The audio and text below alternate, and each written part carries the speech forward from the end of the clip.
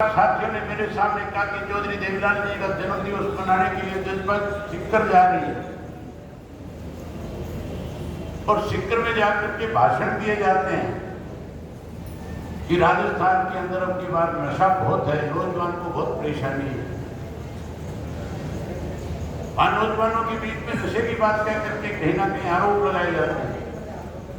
उनसे पूछने वाला हो कि आज हरियाणा प्रदेश जो है सबसे ज्यादा नशे की चपेट में, हरियाणा में उनकी सरकार हरियाणा में रोकथाम करे, हरियाणा में रोकथाम करने की बजाय वहां जाकर के लोगों में इस किस्म के भाषण देकर के कहीं अपनी राजनीति चमकाने का प्रयास करते हैं।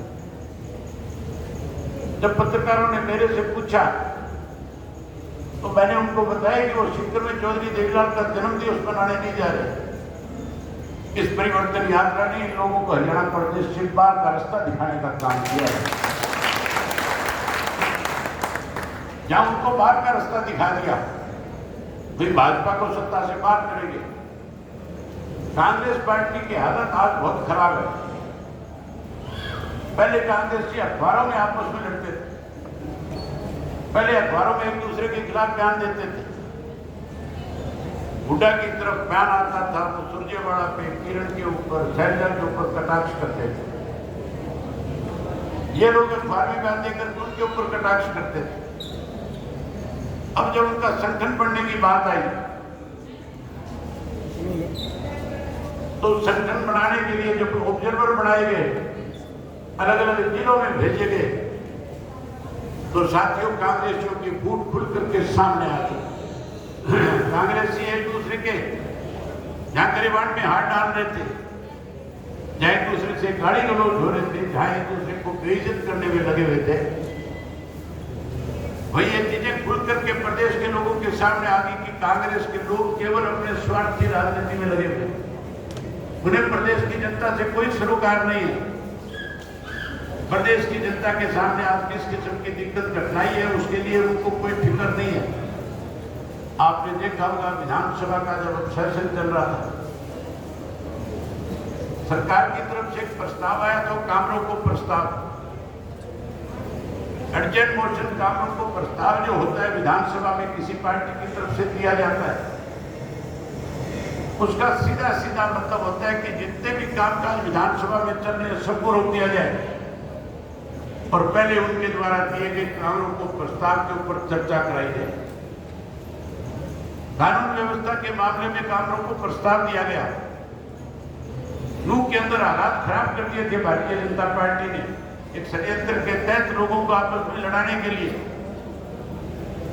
एक षड्यंत्र रचा गया था और मुख्यमंत्री ने अपने बयान में खुद ये बात कही थी कि लू की घटना बड़ा षड्यंत्र का शिकार है। हम मुख्यमंत्री से यही जानना चाह रहे थे कि कैसा षड्यंत्र, किसका क्या हुआ षड्यंत्र है, आप विधानसभा में इसके बारे में स्पष्टीकरण दें। लेकिन हैरानी की बात है जहां भाजपा उसको कोर्ट का बहाना लेकर के उस इश्यू को टालना चाहती थी, जिसमें चर्चा नहीं कराना चाहती थी, ये कांग्रेस वाले भी उस पर चुप्पी साधे हुए थे। ये भी कहीं ना कहीं भाजपा के पक्ष की बात कर रहे थे। मैंने कांग्रेसियों से वहां पे कहा था, इस भूपेंद्र सिंह हुड्डा ने कांग्रेस को बीजेपी के गिरवी रख दिया। आज प्रदेश के हालात किस किस्म के सरकार की वजह से है। इस सरकार को कटघरे में खड़ा करने की बजाय कली चीट देने में लगे। आज हर आदमी को इस बात का एहसास है, पता है, हर नौजवान पढ़ा लिखा इस बात को समझता और जानता है कि भूपेंद्र सिंह हुड्डा जो है आज भारतीय जनता पार्टी की कठपुतली है। मुझे पत्रकार ने पूछा, उसने कहा कि कांग्रेस के लोग आपस में लड़ रहे हैं, आप इस पर क्या कहना चाहोगे। मैंने उनसे कहा कि अभी तो इनके कार्यकर्ता आपस में भिड़ रहे हैं। अगर इनके पार्टी के किसी बड़े पदाधिकारी ने इनको एक मंच पे इकट्ठा कर दिया, पहली बात तो 302 का मुकदमा बढ़ेगा, 302 नहीं तो 307 में कोई कमी नहीं रहेगी।